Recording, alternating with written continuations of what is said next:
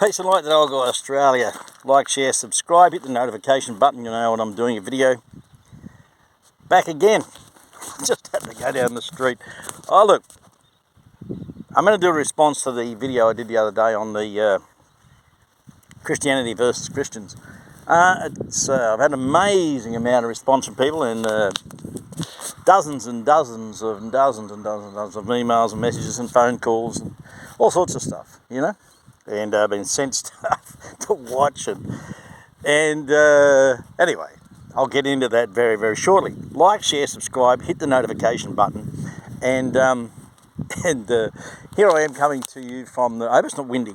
I can just feel a bit of a breeze on my back there. What's that? Southwest. I'm about to get in the street. Look, I just tell it as it is. That's how it goes. Oh dear. I'm working at Ellie's house, and she went for a bath, and I had to use a loo, and I was like, oh, I don't think so.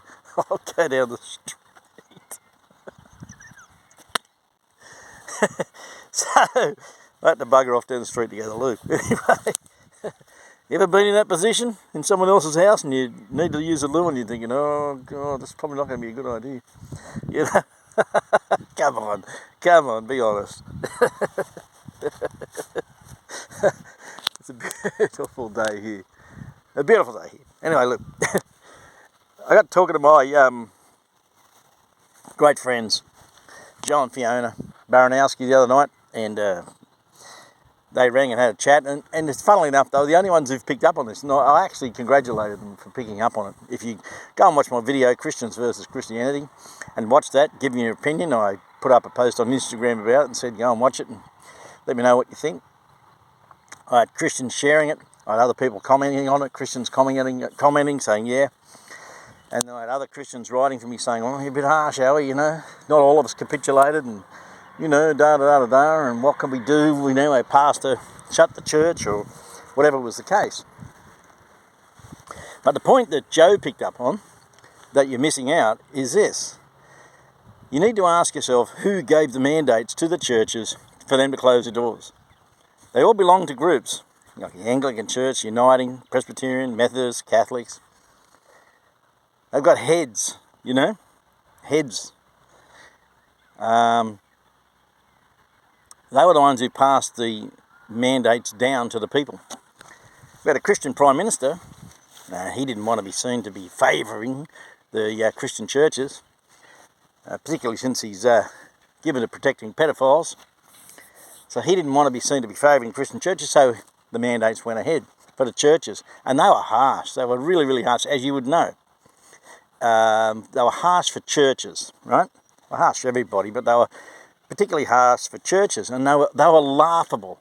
They were literally laughable, and they were put in place for a reason, to mock the church, to belittle the church, to weaken the church and its people and their resolve, and to just show you, and they did, just to show you how easily the church could be controlled. You know, they're just letting you know. That was round one. As I said, it's round one, and you failed miserably. Your leaders told you to shut your doors, not have services. And so you did. And then when you were allowed back, you were, given all these instructions, which were just ludicrous. They were absolutely stupid. They were silly. You can't sing and all that stuff. You know, they were mocking you. And you didn't even see it. Oh no, it's for the safety of the people, and we need to make sure that this virus isn't transmitted. Some of you need to understand and do a little research as to what a virus is. And if you knew what a virus was, and you knew that a virus has no life force of its own, it has no literal life force, none. It's a dead entity. Oh my God. The snow job that the governments around the world and the so-called health experts, who are all paid shills, did on the people is astonishing. It's staggering.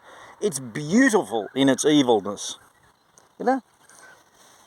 Particularly, remember in the early days I was saying, like, oh, this virus can live on steel for 5 days and live on the roof of a shit house for 2 weeks and you know, get on the rubber of your car wheels for 5 months, you know, whatever, you know, some shit like this. And you were going, oh, well, my God, oh, God, oh, God. You know, you never took any notice of the fact that you could go to Woolies and there wasn't a guy there with a hazmat suit or a little box you stepped into and sprayed yourself before you went into the store. No. And there wasn't a guy at the end when you came out in a hazmat suit collecting all the baskets and trolleys and putting them through a machine that sprayed them. No. The stupidness of what you believed and fell into, it's hard to even fathom that humanity could be that stupid. And that's why I did the video about Christians. That's why I thought, well, Christians will stand up to this. They're not that stupid. In fact, they were stupider. I don't understand. As Joe was saying, it would have been very, very hard if you only got 30 people going to church or 40 people going to church and you decide to go and hold church. Then you'd be, the police could easily kind of arrest you and whatever might be the case. But if the churches got together in a town and you got together, you know, 200, 300, 400, 500 people, whatever might have been the case, everybody just got together and said, no, we're not doing this. We're going to worship God. We're going to practice our religion and our faith, and you can all get stuffed. I don't care whether you're Christian, Muslim, whatever.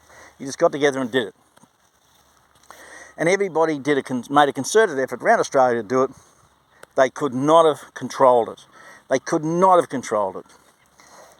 But the people at the top know that churches are a registered charity.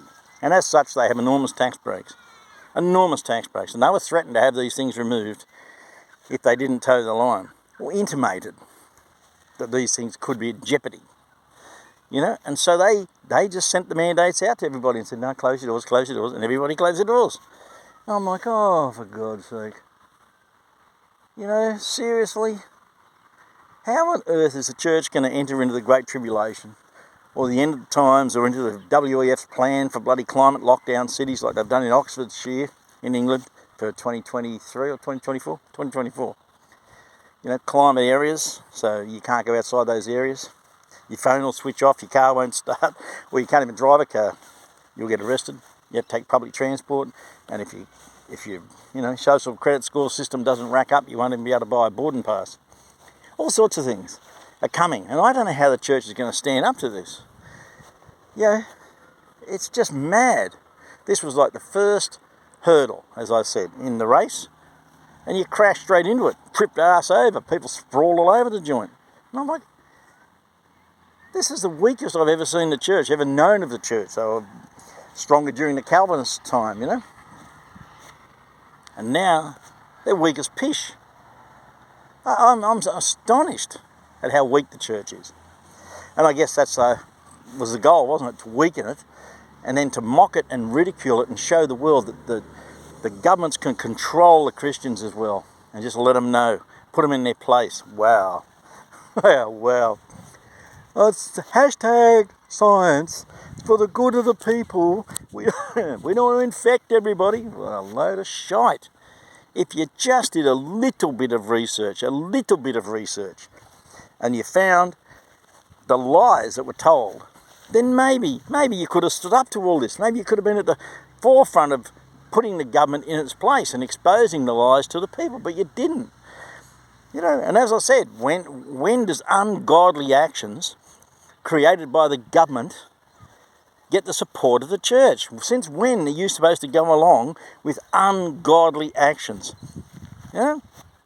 Locking elderly people in nursing homes so they can't even see. I remember I told you ages ago, I had a friend in a nursing home who wrote to me and said that the 3 things that could save their life, they couldn't have: fresh air, sunlight, and their family. I was disgusted by that. I really, really was. You know, but that kept the death tolls high, didn't it? Remember, 96% of people who died were all in aged care facilities, but we kept the numbers up to scare the shite out of people.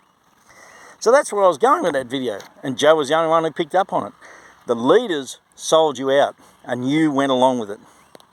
You went along with it. Sent the emails out to all the bloody Anglican churches, the Catholic churches, Uniting churches, Baptist churches, sent all the emails out and said, no, close your doors, close your doors. These are the new government regulations. We're to act ungodly. We're to not be Christians. I was like, whoa, wow. To think what they went through when Christ was around, how they had to meet secretly, you know, the fear of being killed, how they were killed, how they were crucified, and oh man, you guys, thank God, you're like fat woolly sheep.